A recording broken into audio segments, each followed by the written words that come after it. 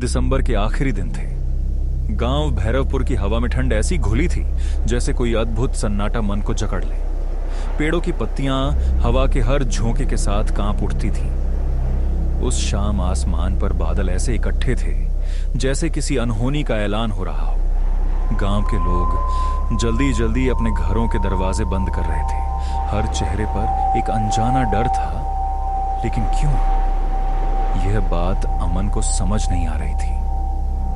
अमन लकड़ी का दरवाजा बंद करता हुआ अपनी दादी से बोला, दादी, आज सब लोग इतनी जल्दी क्यों घर में घुस रहे हैं? कोई त्योहार है क्या, या गांव में कुछ हुआ है? अमन, आज की रात सामान्य नहीं है। जब भी ठंडी सर्दियों में पहली तेज बारिश होती है, गांव के लोग बाहर नहीं निकलते। तू नहीं जानता, पर इस रात से जुड़े कुछ पुराने राज हैं। राज? कैसा राज दादी? आप तो हमेशा बोलती हो डरने की जरूरत नहीं। फिर आज क्या खास है? क्योंकि आज ठंड में बारिश का कहर उतरता है बेटा, और उसका सामना इंसान नहीं कर सकता।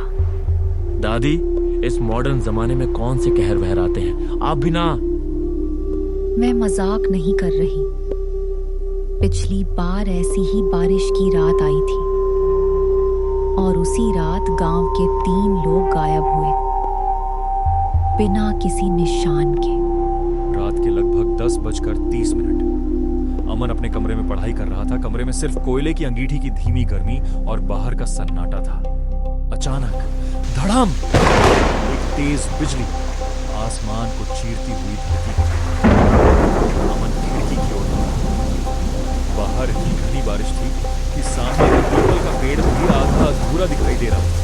हवा ने ठंड की मार को दोगुना कर दिया। कुछ तो था इस मौसम में जो बिल्कुल बेचैन कर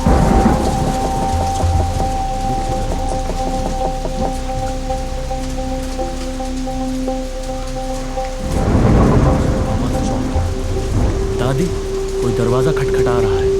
कोई भी दरवाजा मत खोलना।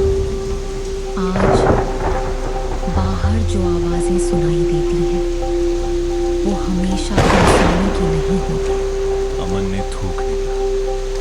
दिल की धड़कन तेज हो गई, लेकिन तभी दरवाजे के बाहर एक कांपती लड़की की आवाज आई। अमन, दरवाजा खोलो।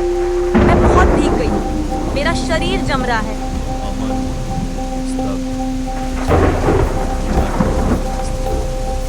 अमन दौड़ा दौड़ा दरवाजे पर, लेकिन दादी ने उसका हाथ पकड़ा।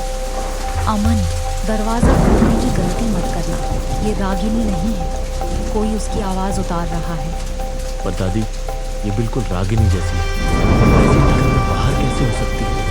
कुछ हो गया तो? दादी ने आवाज को गौर से सुना। दरवाजे पर फिर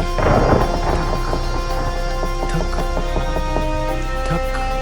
अमन, मैं हूँ, डरो मत, बस खोल दो। जिस आवाज में इतनी ठंड है, वो इंसान की नहीं हो सकती। असली रागिनी अब भी गांव के स्कूल में हॉस्टल है। उसका यहाँ आना संभव ही नहीं। बाहर कौन है? साहस करके अमन खिड़की के पास गया और छोटे जालीदार छेद से बाहर झांका। बारिश इतनी तेज थी कि बस परछाइयां और दिख रही थी। फिर एक तेज बिजली चमकी और अमन ने जो देखा, उसकी सांस रुक गई। रागिनी जैसी आकृति खड़ी थी, लेकिन उसके ठीक पीछे एक लंबा काला चेहरा विहीन साया मंडरा रहा था। अमन डर से पीछे उछल पड़ा। दादी, उसके पीछे कोई है। वो इंसान जैसा नहीं है। ये वही है, बारिश का कहर, जो इंसानों की आवाज नकल कर लेता है।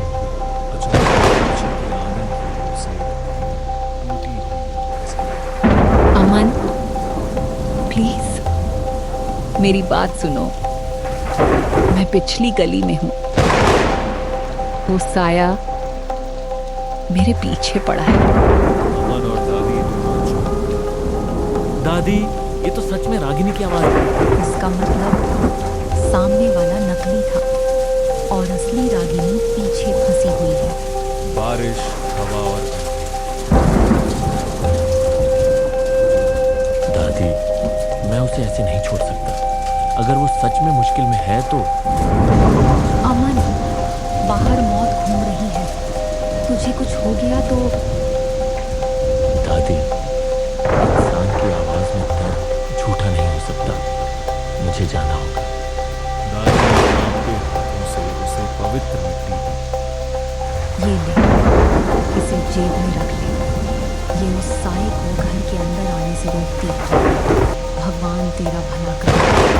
अमन बारिश में बाहर निकल गया।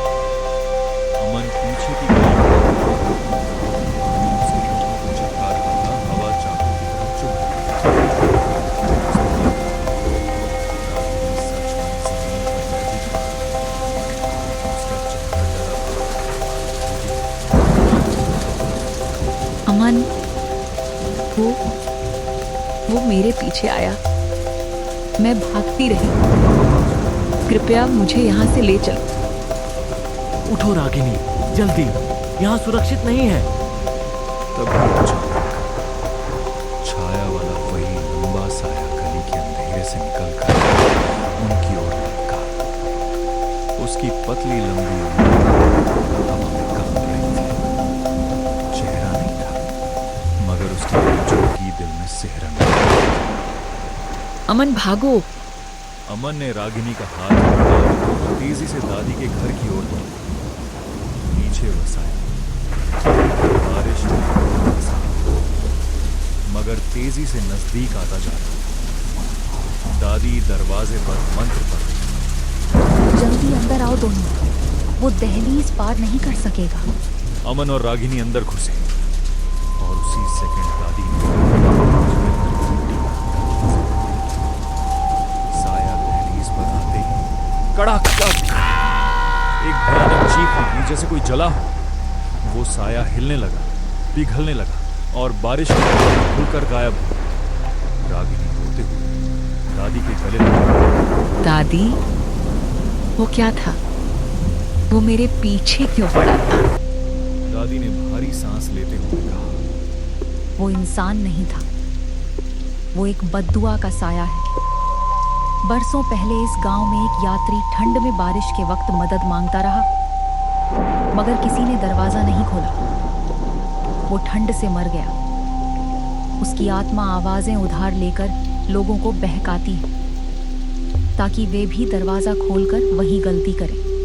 मतलब आज अगर हमने दरवाजा खोला होता तो तुम दोनों आज इस दुनिया में नहीं होते।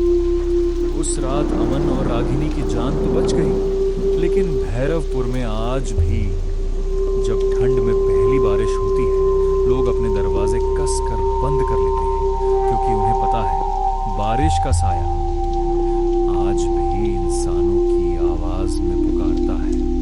अगर कहानी अच्छी लगी हो तो चैनल को जरूर सब्सक्राइब करें। आगे आपको और भी दिलचस्प कहानियां